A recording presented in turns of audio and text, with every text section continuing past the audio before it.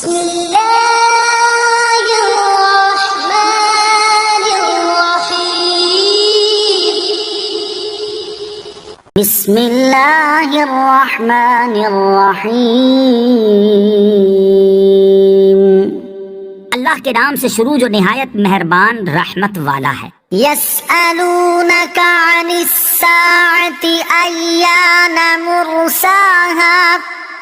قل انما علمها عند ربی لا يجليها لوقتها إلا هو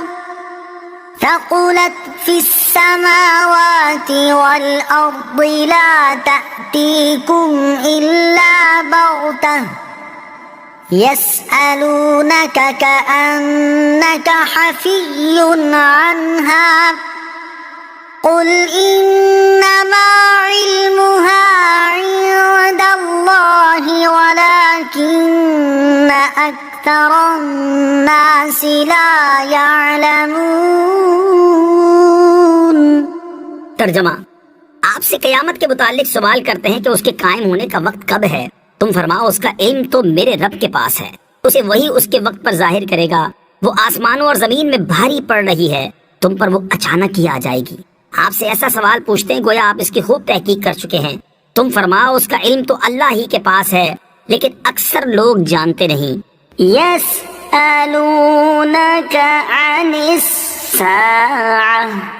آپ سے قیامت کے متعلق سوال کرتے ہیں۔ شان نزول: حضرت عبداللہ ابن عباس رضی اللہ تعالیٰ عنہما سے مروی ہے کہ یہودیوں نے نبی کریم صلی اللہ تعالیٰ علیہ وسلم سے کہا تھا کہ اگر آپ نبی ہیں تو ہمیں بتائیے کہ قیامت کب قائم ہوگی، کیونکہ ہمیں اس کا وقت معلوم ہے۔ اس پر یہ آیت کریمہ نازل ہوئی: قل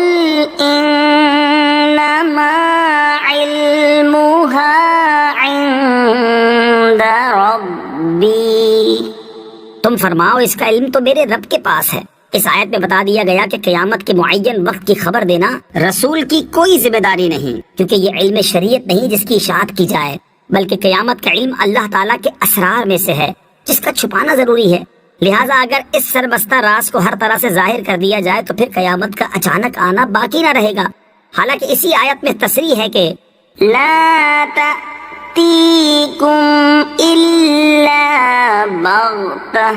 تم پر وہ اچانک ہی آ جائے گی۔ عوام سے قیامت کا علم مخفی رکھنے کی وجہ سے متعلق علماء فرماتے ہیں بندوں سے قیامت کا علم اور اس کے وقوع کا وقت مخفی رکھنے کا سبب یہ ہے کہ لوگ قیامت سے خوف زدہ اور ڈرتے رہیں، کیونکہ جب انہیں معلوم نہیں ہوگا کہ قیامت کس وقت آئے گی تو وہ اس سے بہت زیادہ ڈریں گے اور ہر وقت گناہوں سے بچنے کی کوشش کریں گے اور اللہ تعالیٰ کی عبادت میں کوشاں رہیں گے، تاکہ کہیں ایسا نہ ہو کہ وہ گناہوں میں مشغول ہوں اور قیامت آ جائے۔ قل لا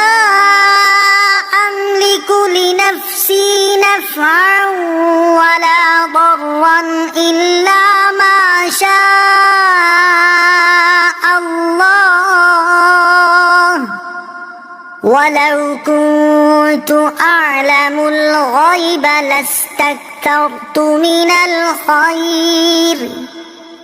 وما مسني السوء إن أنا إلا نذير وبشير لقوم يؤمنون۔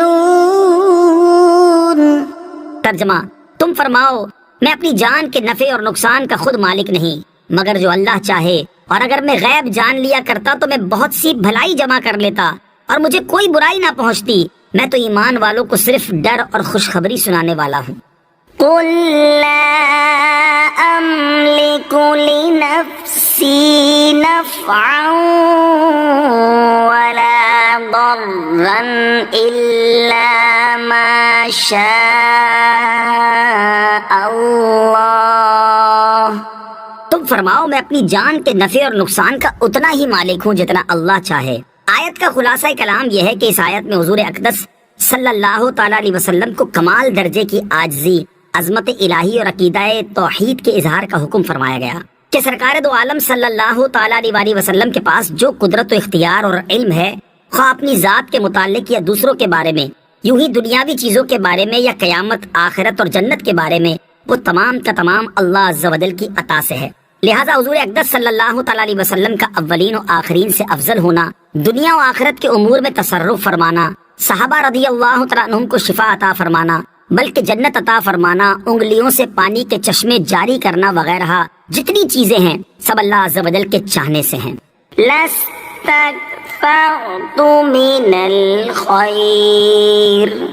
تو میں بہت سی بھلائی جمع کر لیتا۔ اعلیٰ حضرت امام اہل سنت امام احمد رضا خان رحمت اللہ تعالی فرماتے ہیں بھلائی جمع کرنا اور برائی نہ پہنچنا اسی کے اختیار میں ہو سکتا ہے جو ذاتی قدرت رکھے، اور ذاتی قدرت وہی رکھے گا جس کا علم بھی ذاتی ہو، کیونکہ جس کی ایک صفت ذاتی ہے اس کے تمام صفات ذاتی۔ تو مانا یہ ہوئے کہ اگر مجھے غیب کا علم ذاتی ہوتا تو قدرت بھی ذاتی ہوتی، اور میں بھلائی جمع کر لیتا اور برائی نہ پہنچنے دیتا۔ بھلائی سے مراد راحتیں اور کامیابیاں اور دشمنوں پر غلبہ ہے، اور برائیوں سے تنگی و تکلیف اور دشمنوں کا غالب آنا ہے۔ یہ بھی ہو سکتا ہے کہ بھلائی سے مراد سرکشوں کا مطیع اور نافرمانوں کا فرما بردار اور کافروں کا مومن کر لینا ہو، اور برائی سے بدبخت لوگوں کا باوجود دعوت کے محروم رہ جانا۔ تو حاصل کلام یہ ہوگا کہ اگر میں نفع و ضرر کا ذاتی اختیار رکھتا تو اے منافقین و کافرین